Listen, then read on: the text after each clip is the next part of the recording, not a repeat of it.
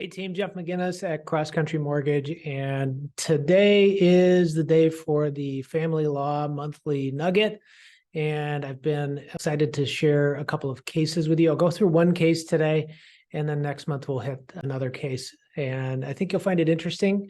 I know I do, and it's always fun to put these pieces of the puzzle together to make best of the worst situations come together and have a good result. So with that being said, let me share my screen. All right, team. So here's case study number one. The wife was awarded the marital home and the husband would like to depart the home and he will want to purchase a new home once the decree is finalized. So the wife wants to keep the current mortgage, which is understandable. It's under 3% or plus or minus 3%, and it is a very affordable payment. So she would like to keep that. And so our conflict is where the husband is insisting the home be refinanced. And on the grounds mainly that he can't qualify for his next home loan because he would be on the mortgage payment for the departing loan. So the questions would be, should the husband be concerned? And how can we negotiate around this? And what kind of documentation would be needed to satisfy the conforming residential lending guidelines? So let's explore this a bit. I'll stop sharing my screen now that we have the questions on the table. So let's talk about concerns. Of course, the husband should be concerned on a couple of levels. Can he qualify for the new property, which is his main concern?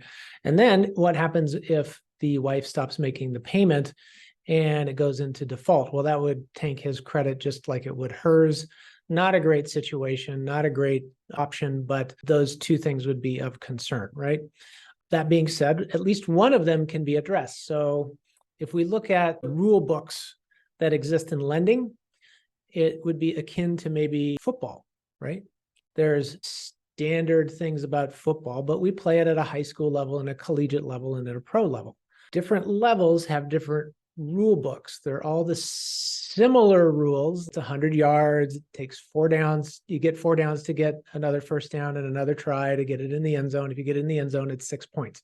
Same with lending. There's credit, there's employment, there's funds to close, but we might be using different rule books for different situations. So the majority of rules, for all intents and purposes, are written by Fannie Mae and Freddie Mac. So conventional guidelines are the standard.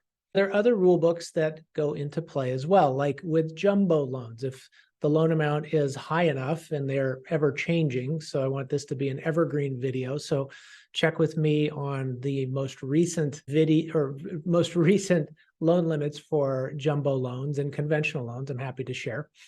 So if we're using a conventional loan rule book, it states that we would need for that husband to eliminate the departing resident's mortgage payment from his debt to income ratios when he goes and qualifies for a new loan. We'd need a couple things.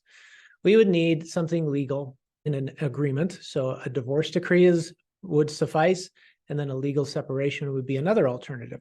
We'd need another document or a quitclaim deed. So he would need to be off of the obligation on a legal document, and then he would need to quitclaim his interest on the departing resident so that he could follow Fannie Mae guidelines. And then when he goes and applies for a new mortgage and gets pre-approved, if it's a conventional loan limit, then we just follow those standard Fannie Mae guidelines. We get the decree, we get the quitclaim deed, present that to someone like me, a loan officer, and then that would suffice. So he would have that off of his books to qualify for his next mortgage. If we go into a jumbo loan, it might be a little bit different, or it might be exactly the same. Some jumbo lenders will follow their own rules, they'll follow their own guidelines, but they will have not as much, maybe they won't follow that particular guideline for Fannie Mae. So for a platform like Cross Country Mortgage, we have a half a dozen different jumbo lenders, if not more, at any given time. And so we can apply in general for the loan, and then we would then look into which investor or which bank or which lender rulebook would match with that particular individual situation. So I wanted to make sure that you were aware of this, and hopefully this was helpful and perhaps maybe useful in some of your negotiations.